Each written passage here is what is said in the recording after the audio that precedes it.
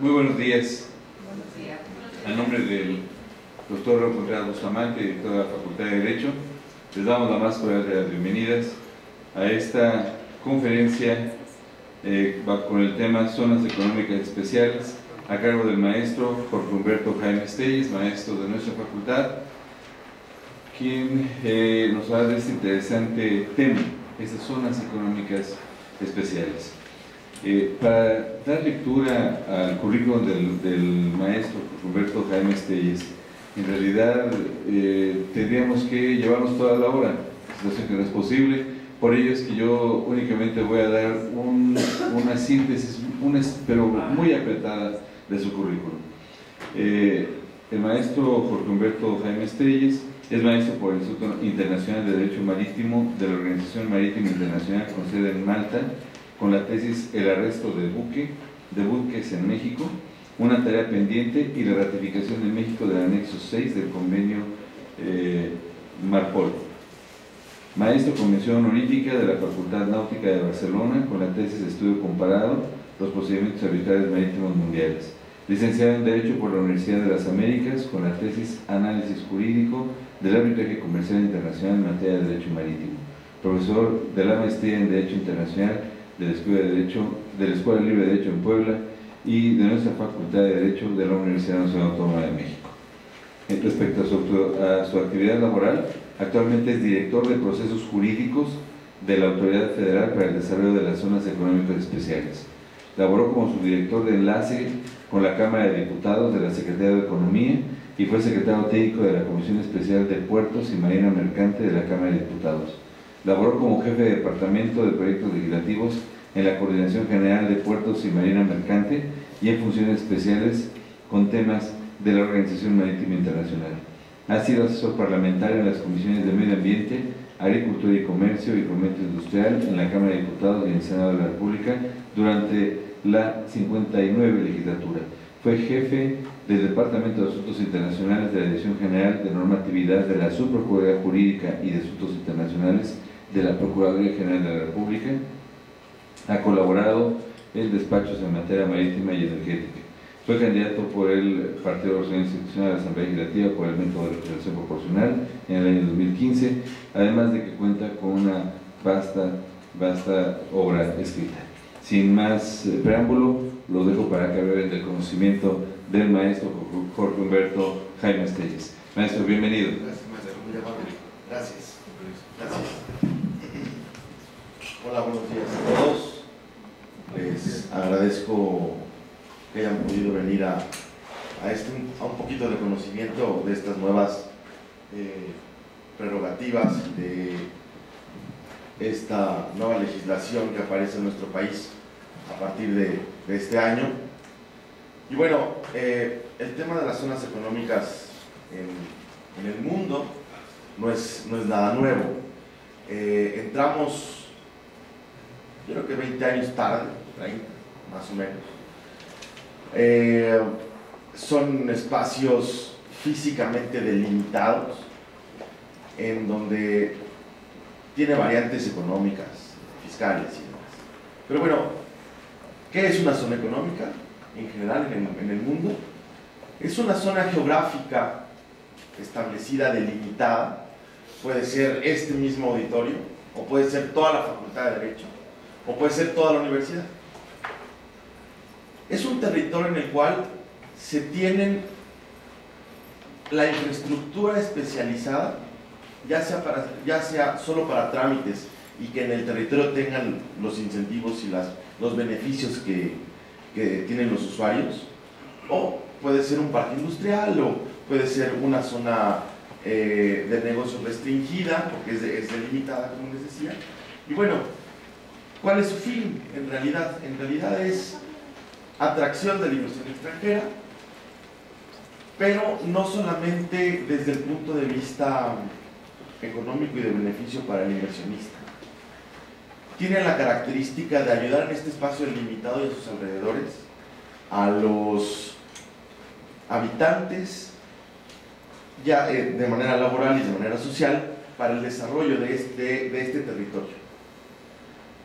Ahora bien, es dinámico, no puede ser estático, todo el tiempo va cambiando, y además tiene la ventaja de que crea nuevas políticas públicas en donde se realiza un engranaje de este tipo, como para los ingenieros lo llaman, o los ingenieros industriales lo llamarían como una supply chain management, como una cadena de suministro en la cual todos los pagos son concatenados y uno tiene que ver con el otro y con el otro y con el otro y con el otro, y se interrelacionan entre cada uno de ellos.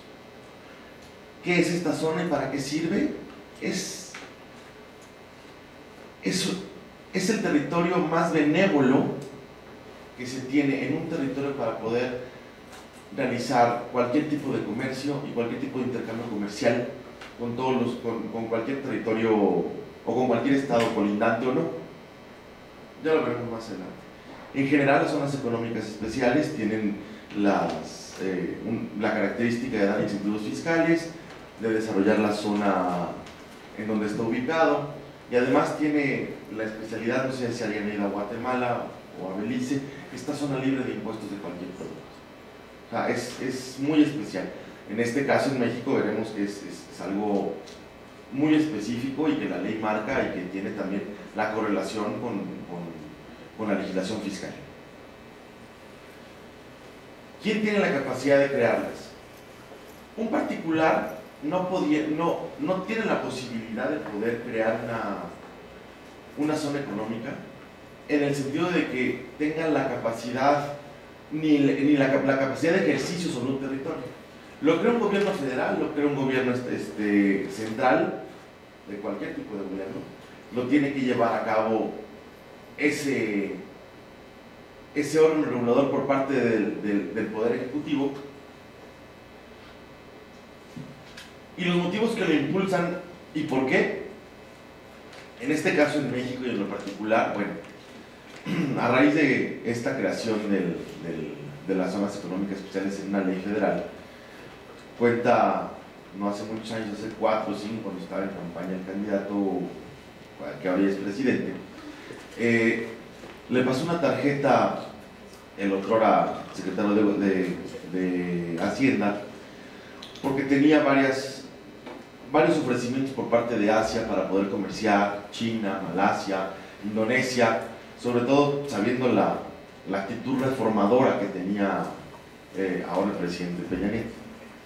Le pasa una tarjeta, y entonces todo el engranaje que ha habido a partir de que entró esta nueva administración federal, ha habido o ha tenido diversos cambios que, congruentemente con el plan de desarrollo que ellos han propuesto, pues esta última parte del Ejecutivo es la operadora no solo de 3, sino de como 5 o 6 ordenamientos jurídicos, tanto nuevos de manera legislativa como reglamentaria. Entonces, ha habido una serie de hechos concatenados igual: la reforma energética, la reforma fiscal, la reforma aduanera, la reforma laboral, la reforma educativa, y aún así con diferentes nuevas atribuciones que diferentes secretarías tienen. Por ejemplo, de las más importantes en este momento, en razón de las zonas económicas, no solo es Hacienda, sino es, por ejemplo, la Secretaría de Desarrollo, la SEDATU, pues, ¿no? de territorial y urbano, ¿no? Tiene un papel fundamental debido a la delimitación de estas zonas económicas especiales en nuestro país. Es decir, ¿a qué motiva y qué lo impulsa? Al desarrollo de por lo menos 5 estados de la República. ¿Y por qué hablo de estos 5? Que bueno, voy de izquierda a derecha: Michoacán, Guerrero, Oaxaca, sube hacia Veracruz en este pedacito que será nuestro canal de Panamá, que es el corredor transísmico, y Chiapas con el puerto. Ahora, ¿por qué fue y por qué se tomó en cuenta estos estados, estos primeros 5 estados? En la legislación podrán ustedes leer, podrán analizar que no es porque se le ocurrió al gobierno federal que estos estados del sureste sean los ganadores, ¿no? Sino hay en un artículo de la ley habla que todos los estados podrán ser tomados en cuenta como una zona económica especial, siempre y cuando estén dentro de los primeros 10 lugares de pobreza extrema, según el Coneval. O sea, tiene un carácter lógico y tiene un carácter congruente y de método literalmente aristotélico de lo general o particular. O sea, es algo puntualmente pensado. ¿Con qué capacidad? Aparte de quién podrá crearlas, pues tiene obviamente un marco jurídico, que veremos más adelante, y cómo se controlan y operan de una manera muy rápida y muy sencilla, a pesar de que es un tema complicado en su operación, sobre todo por la visión que tiene y la ratio que tiene la propia legislación federal. ¿Cuáles son las actividades autorizadas dentro de estas zonas especiales? Estas zonas económicas. Bueno, antes, perdón que me confunda tanto con el nombre de las zonas económicas especiales. Mis alumnos ya se los expliqué el otro día. Los que somos maritimistas, la ZEE es la zona económica exclusiva marítima, ¿no? Entonces, como generalmente estos temas vienen de carácter, pues sí, anglosajón, pues en inglés le llaman de Special Economic Zones, SEZ, y en inglés las zonas económicas especiales es ZEE, ¿no? Entonces en México es más complicado, ¿no? Pero bueno, es un breviario cultural. ¿Cuáles son estas actividades autorizadas? Las industriales, las comerciales y los servicios con unas garantías especiales. Las industriales, bueno, se podrán imaginar que en estas zonas económicas que plantea el intercambio comercial se está al ejemplo de ciertas actividades, por ejemplo las industriales, cuando hay un parque de ensamblamiento de autopartes en el puerto de Michoacán. Entonces son extensiones grandísimas. Lo podemos referir también, por ejemplo, a los comerciales, donde dentro mismo de las zonas económicas se tienen negocios, como en un puerto, por ejemplo, ¿no? Maniobristas, alijadores, remolques, trabajadores de limpieza, y además están todas las autoridades de migración, Senacica, Zagarpa, Semarnat, todas las autoridades. ¿Y cuáles son los servicios? Pues toda la proveeduría que tiene que ser bancaria, servicios sanitarios, recolección de basura. Es un territorio especializado. Quiero más o menos darles un background en esta parte de cómo es el territorio. A partir en 1994, cuando se hizo la ley de puertos nueva, cuando ya fue la privatización de los puertos y se empezó a hacer una inversión fuerte en los mismos, se empezó a dar el tema de las concesiones, de concesionar el territorio administrado por un particular y que además tenía ciertas reglas especiales. Estas zonas marítimo federales y de territorio que dan al mar y que proveen de los servicios a los barcos son las administraciones portuarias integrales, las APIs. Es una figura jurídica que ya tiene más de 20 años trabajando en este país y que antes de que fuera una concesión hacia el inversionista extranjero o mexicano, a partir de los 70s, 80s, nosotros empezamos a jugar ya con las concesiones no de territorio, sino de funciones del Ejecutivo que otorgaba hacia los particulares para poder ejercer esas funciones, y bueno, entrando a un establishment que todo el mundo estaba llegando y que era necesario poder entrar a partir de muchos tratados internacionales y de que México es parte. Ahora bien, las zonas económicas especiales también se les puede llamar zonas francas. Zonas francas se le llamó se le bautizó así en español, debido a que la zona franca, la zona económica especial más importante que ha habido, son dos en el mundo, por lo menos en Iberoamérica. Por un lado, el puerto de Barcelona, y por otro lado, el canal de Panamá.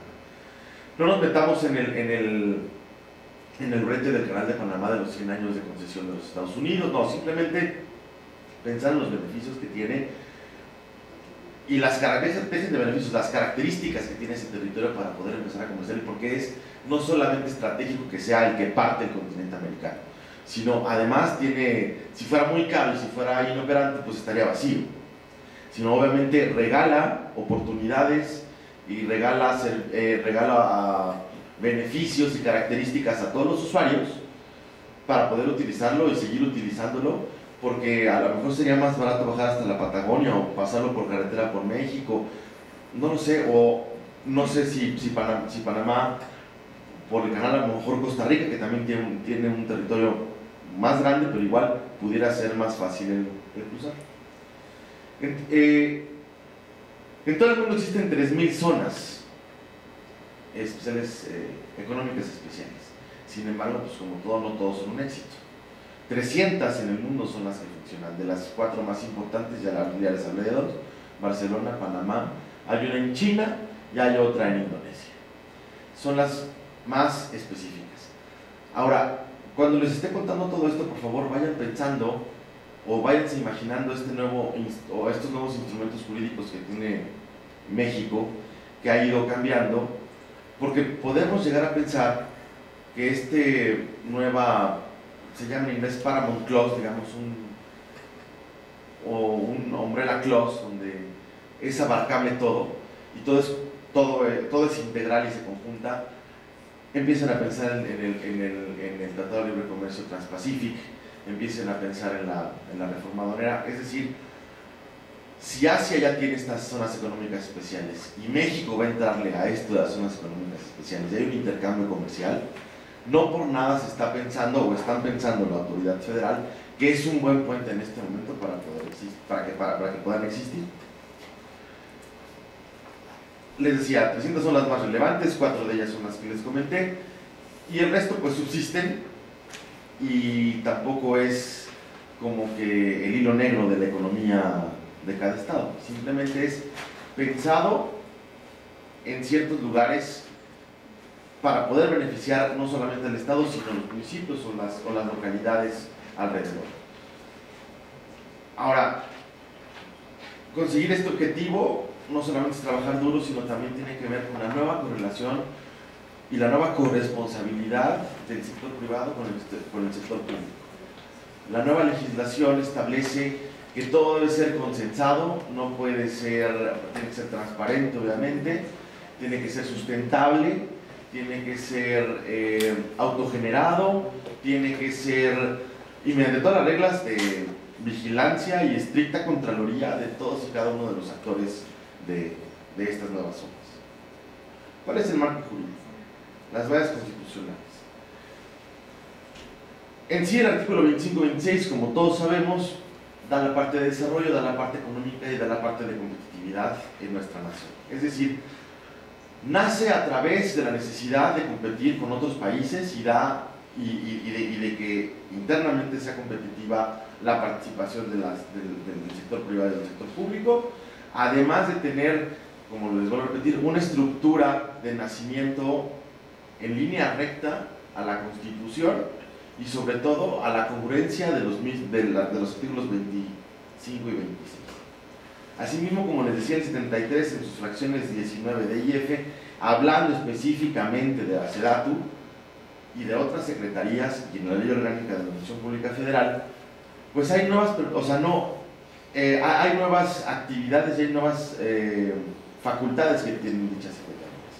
Es decir, a partir del 2012, cuando se crea esta nueva secretaría, la tarea en sí, a largo plazo, era tener una autoridad que administrara unas zonas económicas especiales, a través de la cual la SEDATU y en la experiencia del programa de la Cruzada Nacional contra el Hambre, se hizo una comparación no solamente de los estados con pobreza, sino además con qué territorios tenían que ser escogidos para tener un polígono especial, para saber de quién era la propiedad, si era propiedad federal, de dominio público, privado, si eran ejidatarios, si había que hacer indemnizaciones, si había que hacer expropiaciones.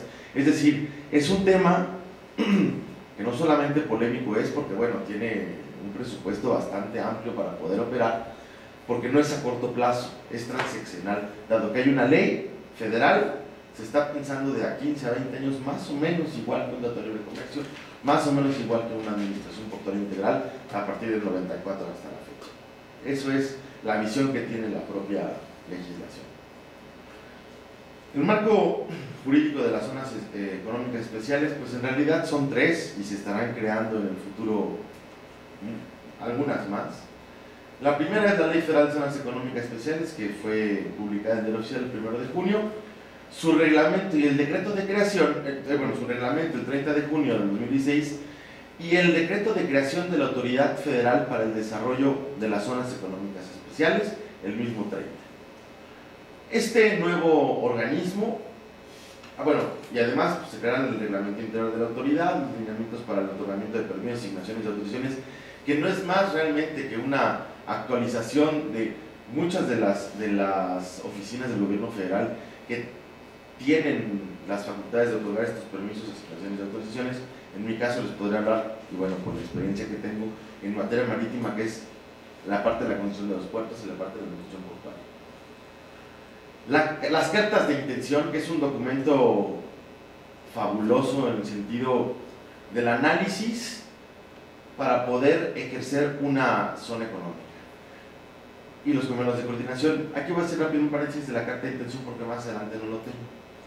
La carta de intención, sí, lo pueden pensar, a lo mejor, es la carta Santa Claus, donde ya existe una posibilidad de que exista una zona económica especial y los municipios involucrados son los que hacen la carta de intención, pero una vez siendo aprobado por todos los cabildos. O sea, si una zona económica especial abarca a 5 municipios, los 5 cabildos tienen que votar a favor de que están de acuerdo que haya una zona económica especial y además tienen que mandar al Estado, al Poder Legislativo y al Poder Ejecutivo del Estado de ese municipio, de esos municipios, una solicitud para que el Congreso la apruebe. Ahora bien, y una vez hecha esta carta, se manda a la Secretaría de Hacienda y la Secretaría de Hacienda es la que, a través del Ejecutivo Federal, establece un planteamiento para poder tener una declaratoria de la zona económica especial. Es decir, sí es un trabajo arduo, es un trabajo de meses, un trabajo de semestres, yo diría. Si estamos pensando a largo plazo y no estamos pensando en resultados inmediatos, como cualquier reforma de cualquier plan transaccional.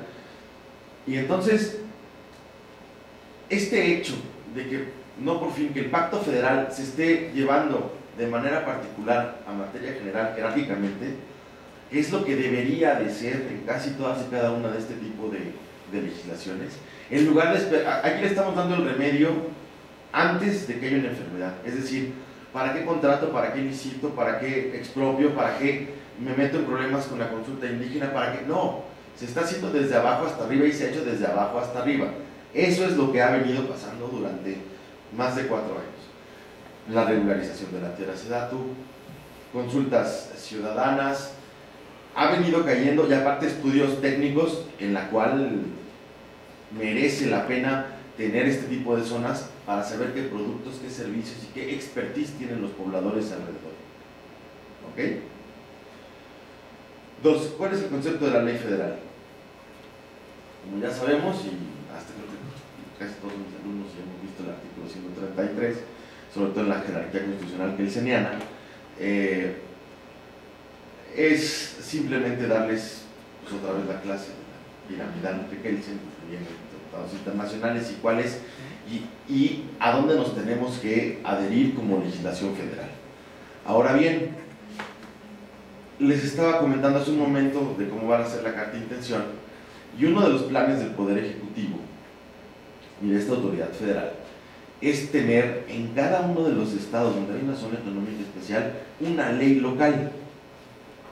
Es decir, el gobierno federal va a cabildear con los gobiernos, por lo menos con los poderes legislativos locales, para poder establecer ya reglas votadas a partir de las cartas de intenciones y a partir de que se vaya a hacer una planificación y un decreto de la zona económica especial, para no tener el problema no solo de una posibilidad y cierta suspicacia por un, como le llaman ahora, que no me gusta mucho porque es muy gringo, un due process of law, un debido proceso. Más bien es una teoría general del proceso literal, como como la planteaba Ovalle Favela, de cuáles son los pasos que se tienen que llegar para no tener una consecuencia peor en caso de no tener una legislación local por lo menos ya hecha y que esté concatenada con la ley federal, porque bueno, si quiero decirles que por muy, vuelvo a repetir, muy establishment que sean estas zonas económicas especiales, el Congreso, con todas sus variables y variantes de actividades de ideologías políticas, fue votada por unanimidad. O sea, o por mayoría, ¿no? Es decir, no hubo opinión tan en contra porque, bueno, es de buenas intenciones, ¿no? Es como, vamos a solicitar que el Procurador General de la República sea ratificado por el Senado. Pues eso nadie va a decir que no.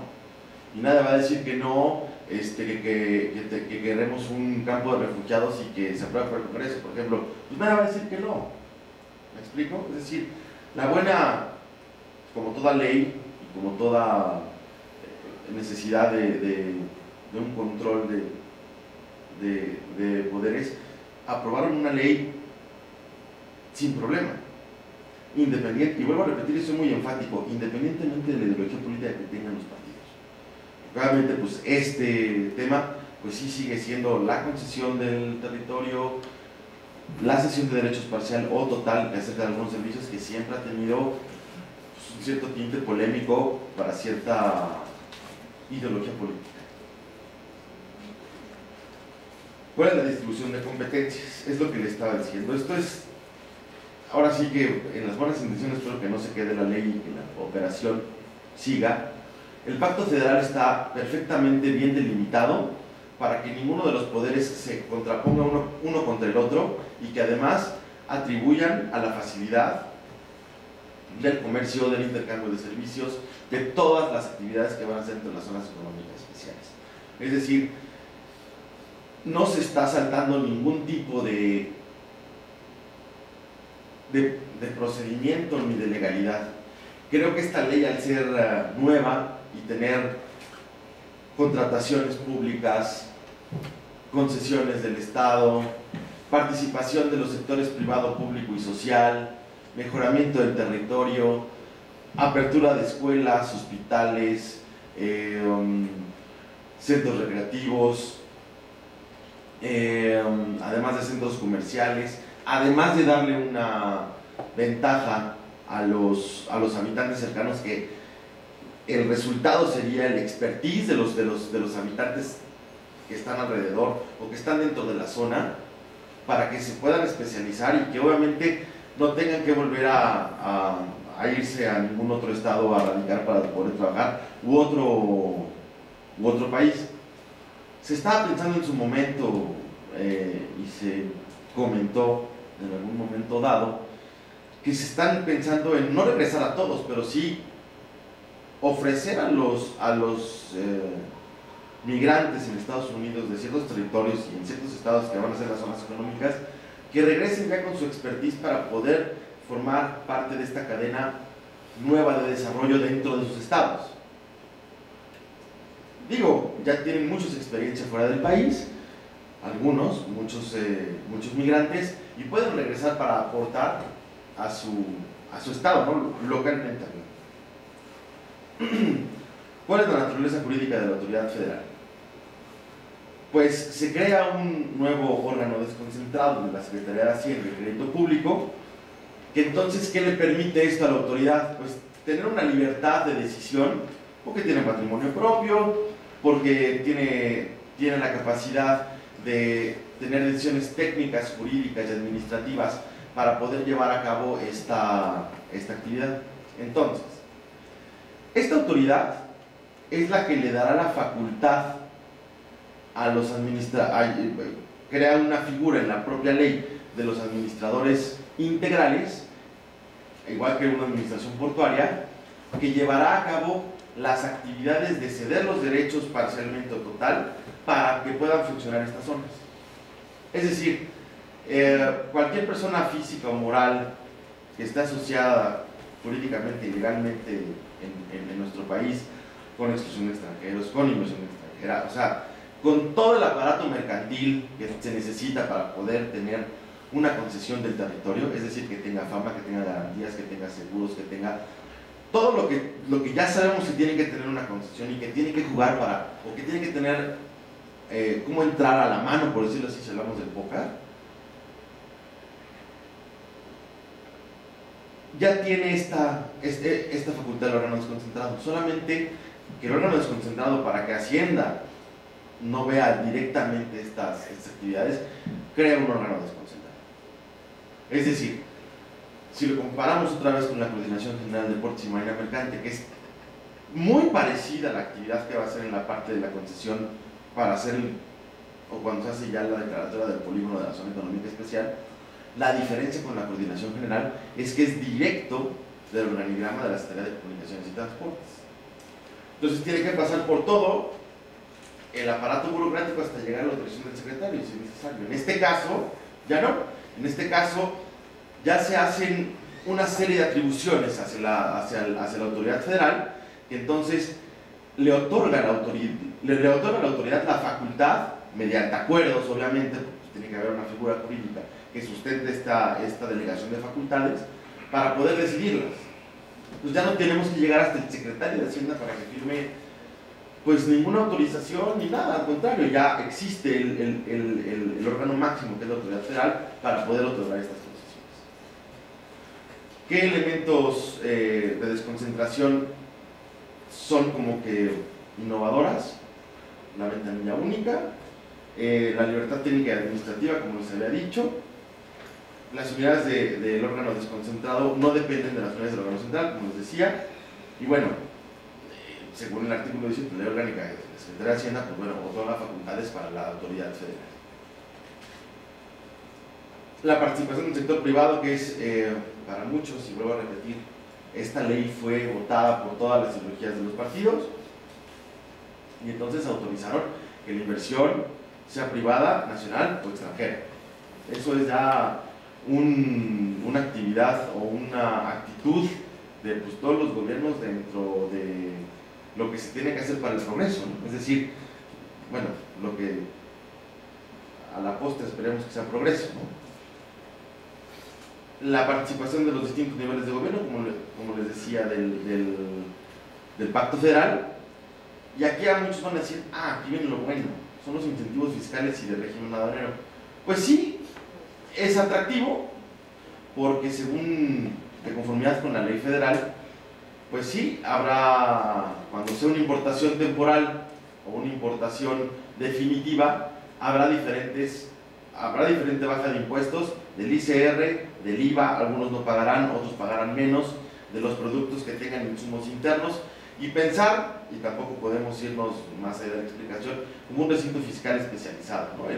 Donde se pueden hacer construcción, insumos, termina la tercera parte del producto y lo mandan a otro lado y regresa.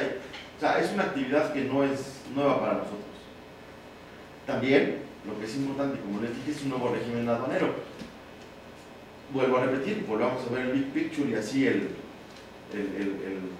tema en grande, donde el régimen aduanero cambió a partir de la legislatura pasada, donde ya no se necesita tener o ser agente aduanal para poder introducir productos en México. Simplemente con el expertise que tú hagas el examen en la Secretaría de Hacienda, aun y cuando no tengas patente y tú seas parte de una empresa que hace actividades de importación y exportación, tú podrás ser autorizado por parte de la Administración General de Aduanas, porque trabajas en una empresa que se dedica a estas actividades, por el ramo que sea.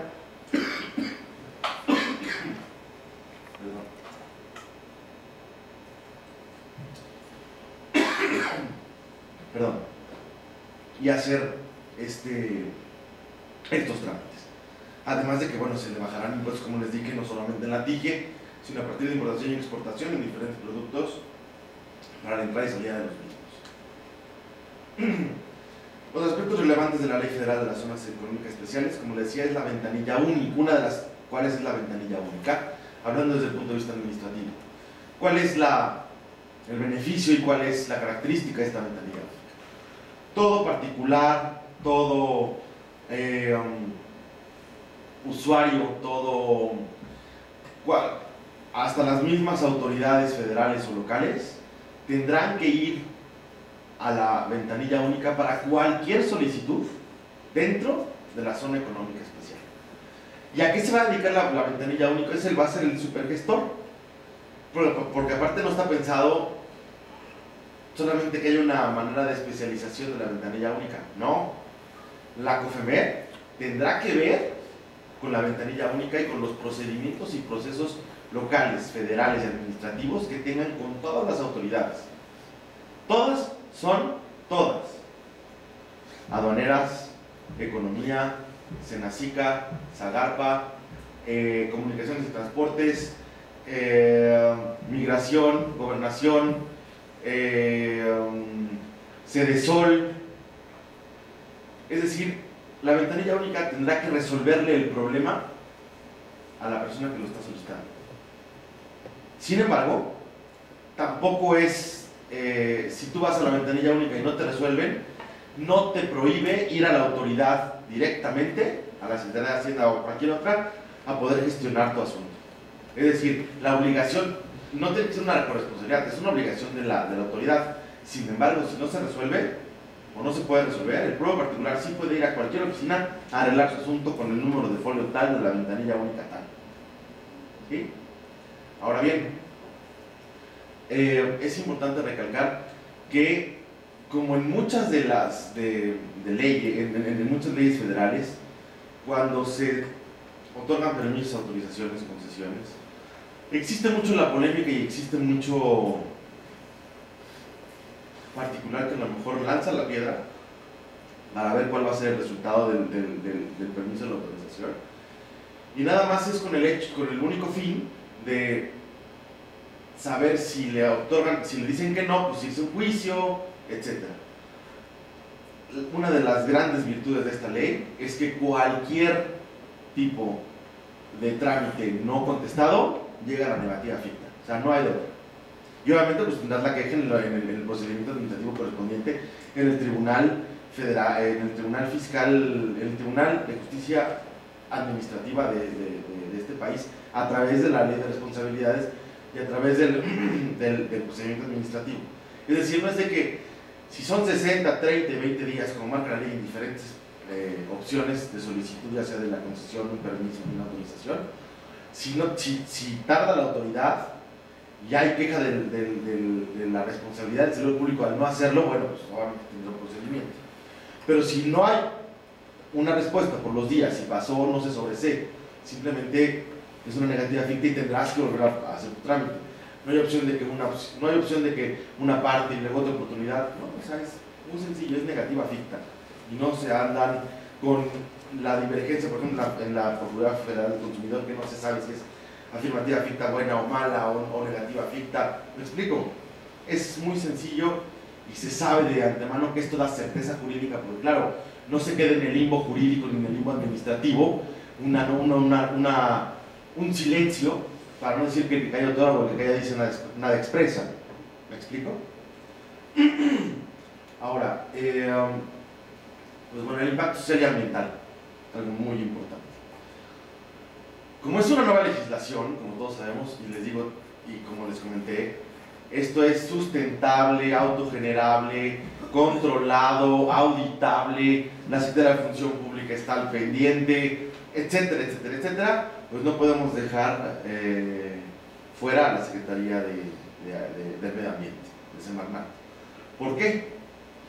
Porque como son territorios donde probablemente haya manglares, haya reservas ecológicas, haya ciertas dificultades para poder establecerla físicamente, pues a lo mejor tendrá que partirse la zona económica, y aquí está un territorio, aquí está la zona protegida, y de este lado hay más zona. Entonces aquí sí habrá incentivos, sí habrá entrada, aquí será protegido y aquí seguirá la zona económica.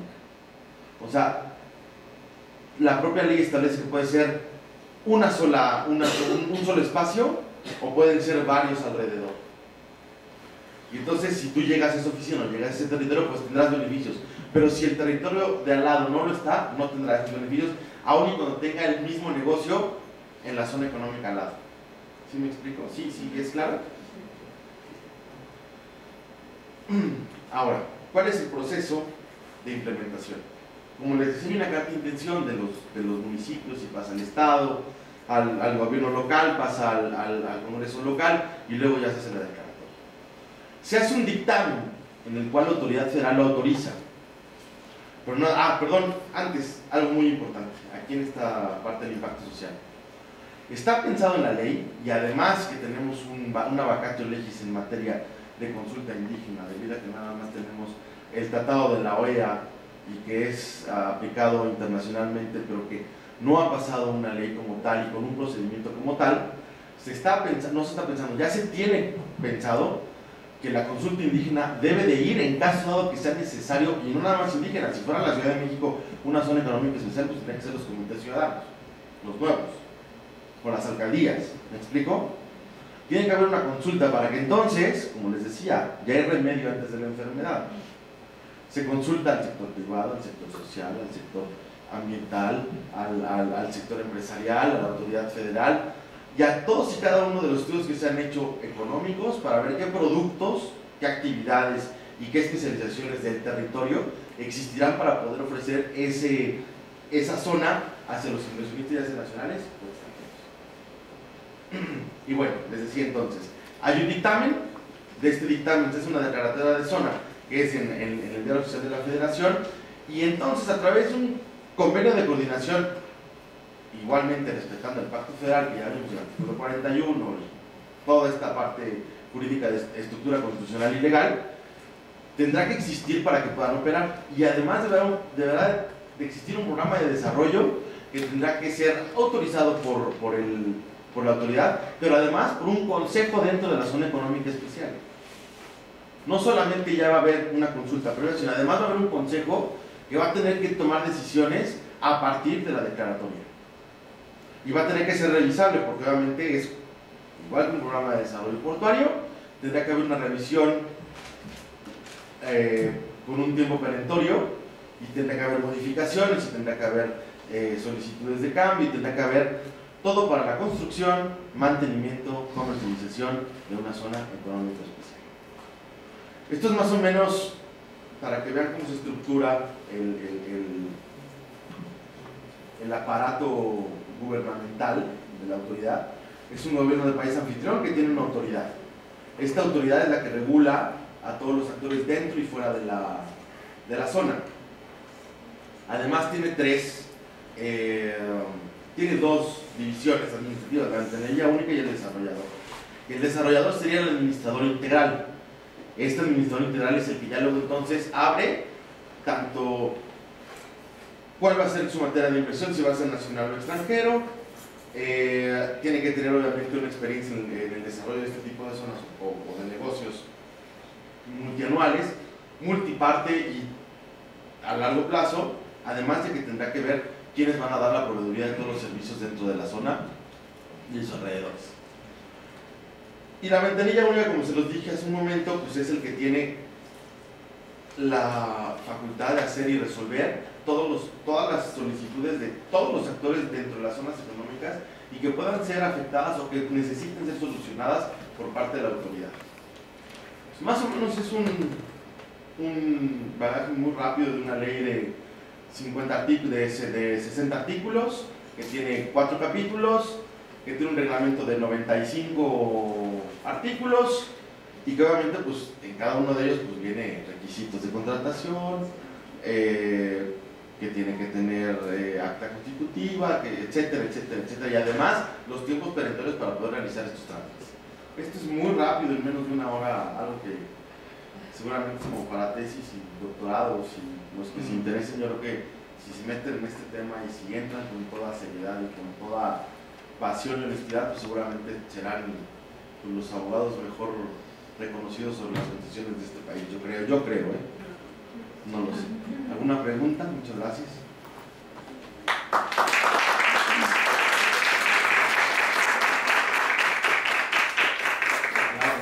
Gracias, Tomás. Primero, felicidades por el tema. Gracias. Excelente. No solamente la expresión, sino también su especialidad. solamente comentar que es muy importante incluir siempre el ferrocarril. Sí, yo lo decía en parte marítima por ser mi especialidad, pero claro, hablamos de carreteras, hablamos de caminos, hablamos de zonas para poder, bueno, hasta aeropuertos puede ser, carreteras, obviamente trenes y obviamente barcos, ¿no? Es la interconectividad. Bueno, si pensamos que nos vamos a ir en carretera de Oaxaca a Veracruz en esta zona, pues a mí se me haría mucho más difícil irse en carro que en tren, por ejemplo. Pudiera ser, desde mi punto de vista, sería parte de una obra de ingeniería impresionante, como el túnel Channel bajo el agua del Canal de la Mancha. Es lo mismo, nomás que en la tierra, ¿no? Claro, gracias. El ferrocarril. Buenos días, igual. Felicidades por la exposición, muy rápido. Digo, sin tintes políticos o ideológicos o todas las cosas, no vamos a tener un terreno meramente académico, y toda vez que la mayoría de las reformas que se han implementado en este sexenio y en los anteriores pues no han sido lo que se esperaba o no han tenido los resultados que se esperaban, digo, datos de ellos hay bastantes. ¿Cuál sería para usted como los principales riesgos o retos que hubiera en un momento dado para que esto, que de alguna manera, digo, ayer estaba viendo un documental de todo lo que la gran industria, es decir, los grandes empresarios, no Juan Pérez ni Juan Pueblo, o sea, los grandes empresarios han mermado y han acabado con reservas ecológicas, con un montón de los recursos naturales. Hay un grupo muy beneficiado, siempre a la luz de decir, no, en beneficio de la sociedad, en beneficio de la sociedad. Y la verdad es que al final del día no vemos como tal ese beneficio, y sí hay como un discurso que justifique y legitima como esta barbarie en términos de depredar el recurso natural.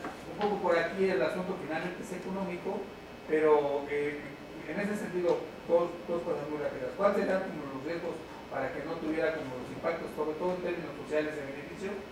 Y dos, ¿hasta dónde el asunto de la consulta es obligatoria? Es obligatoria. ¿Okay? Es obligatoria. Está en ley. Okay. Si se necesita, se hace. Ahora, pues mire, creo que va a ser muy difícil que usted y yo... No. Seguramente lo veremos. Ya sea malo o bueno, esperemos que sea bueno. Y yo creo que va a ser bueno. Sin embargo, usted y yo en este momento, siempre y cuando nos vayamos a Michoacán, Guerrero, Oaxaca, Chiapas y Veracruz a vivir, en las zonas económicas, usted y yo lo vamos a ver particularmente. Estas zonas, y como les dije, es Coneval, usted y yo somos capitalinos. Quien lo va a ver es Michoacán. Vuelvo a repetir, los estados ya están listos, ¿no? Si no existe ningún desarrollo en el objetivo transeccional a largo plazo que se necesita, pues lo veremos. Habrá protestas, siempre hay una reticencia, no quiero decir al cambio, sino una nueva legislación y un nuevo orden jurídico, pero usted y yo, así Jorge, usted, no podemos verlo, a menos que nos vayamos a vivir allá, porque entonces ya está el polígono hecho, y si usted y yo fuéramos albañiles, van a decir, ellos son albañiles, vamos a construir la zona, ahí sí tendríamos ese beneficio local. ¿Me explico? ¿Y para qué es? Para darle el desarrollo a esta parte o esta franja del sureste que obviamente tiene una desconexión total con este país, ¿no? Es decir, son dos. Si había una de las opciones que usted me dice que antes era el puente del Plan Puebla-Panamá, pues bueno, esa era otra cosa completamente diferente, porque ese era un corredor comercial sin ningún tipo de industria alrededor. Era solamente un paso vial, paso de mercancías, ¿no? Aquí no. Aquí, ¿cuál es la parte beneficiosa? ¿Cuál es otra de las características que te va a tener en la zona económica especial? La obligación del aparato y del administrador integral junto con las empresas que están en estas zonas que dijimos puede ser todo junto, o esta sí, esta no y esta sí, de tener alrededor, vuelvo a repetir, es un compromiso y no solamente de palabra ni convenio de coordinación, está en la ley que tienen que desarrollar para la construcción, elaboración y mantenimiento de la zona económica el beneficio a la sociedad construyendo hospitales, carreteras, escuelas, es decir, es un nuevo orden jurídico que nosotros no podemos ver, se lo vuelvo a repetir, ahorita. Cuando se hizo el Tratado de Comercio que a mucha gente seguramente afirma que le ha ido peor hace 20 años que ahorita, pero hay otros que están dentro de este establishment que todos los que votaron o no por quien lo aprobó, se sigue, es lo que se implementa, No sé qué hubiera pasado si no hubiéramos estado en el GATT o en el Telecan, no lo sé, o sea, no soy adivino, qué es lo que no hubiera pasado. Pero lo que sí ha pasado es un beneficio para algunos y otros para no tanto, pero esto es lo mismo. O sea, solo podemos ver el beneficio, y le digo a largo plazo. El aeropuerto de la Ciudad de México, por ejemplo, el nuevo, no sabemos hasta dentro de 6 años si va a ser rentable o no, o sea, al menos ahí van las cosas. Y quiero pensar que es una nueva práctica como la que pasó en el aeropuerto, que por lo menos tanto la prensa como observadores, como parte del territorio, por ejemplo en Ateo, que fue el problema político, que no quisiera meterme en eso, pues son observadores y que ahí están, y tan es así que ahí están, y no sé si la prensa lo saque o no, que nuestros vecinos de Atenco, que es el más estereotípico caso, no se han quejado, ¿eh? ¿Sí me explico? Y si se han quejado, a lo mejor la voz no ha sido lo suficiente, porque no es tan mediático como otros temas sociales complicados, ¿no? Por no decir ilegalidades, ¿no? Pero no lo vamos a ver. Si usted y yo queremos saber, tenemos que irnos a vivir allá, a trabajar desde ahorita. Esa es la verdad, ¿eh? Si la Ciudad de México fuera, como les dije, de parte del Coneval de los primeros 10, bueno, pues entonces tendríamos que hacer, pero no, somos el quinto menos pobre. En materia fiscal, usted mencionó que va a haber algunos beneficios. Claro. Estamos hablando específicamente de ISR. ICR, IVA y el impuesto de importación y exportación. El impuesto cero. En materia de IVA. Sí, claro. También. Por supuesto. Porque en ISR existe una actividad económica primaria, la cual tiene una reducción adicional sobre la tasa del artículo 9 de la misma ley. Es correcto. En este caso va a haber todavía una reducción adicional. Pues seguramente sí, porque acuérdense que es una zona económica especial y es una ficción jurídica, y es un territorio ficticio donde va a haber prerrogativas para la inversión. O sea, es una ficción jurídica. Pero eso va a ir entonces en contra de la recaudación, ¿no? No como tal, porque nada más incentiva al negocio. Sigue habiendo, el administrador integral pues tendrá obviamente que pagar sus impuestos normalmente. Es para el que comercia. ¿Vale? No sé. Antes que nada queremos agradecer a Maestro Reyes y a nombre del señor director, nuestro doctor López Contreras Fernández, quisiera entregar un reconocimiento a Maestro Reyes. Se lo voy a leer. La Facultad de Derecho de la Universidad Nacional Autónoma de México otorga el presente reconocimiento al maestro Jorge Humberto Jaimes Telles por su destacada participación como ponente en la conferencia Zonas Económicas Especiales, disertada el 29 de octubre de 2006 en el auditorio Ignacio Boulevard de la Facultad de Derecho. Por mi raza hablará el espíritu, Ciudad Universitaria, Ciudad de México, octubre de 2016, y al final nos firma pues nuestro señor director, el doctor Raúl Contreras Fernández. Maestro. Muchas gracias, maestro.